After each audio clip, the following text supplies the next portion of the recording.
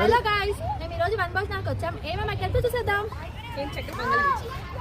నేను మిర్చి బజ్జీ తీసుకొచ్చాను, గారెలు వడలు పులిహోర తీసుకొచ్చాను.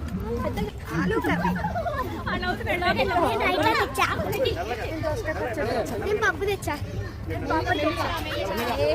వంకాయ తీసుకొచ్చాను, సాంబార్ తెచ్చా, టమాటా రైస్ తీసుకొచ్చాను, సాంబార్ బిర్యానీ తీసుకొచ్చాను,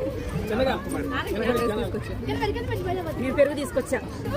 కనులకు తెలియని కలలను కంటున్నా,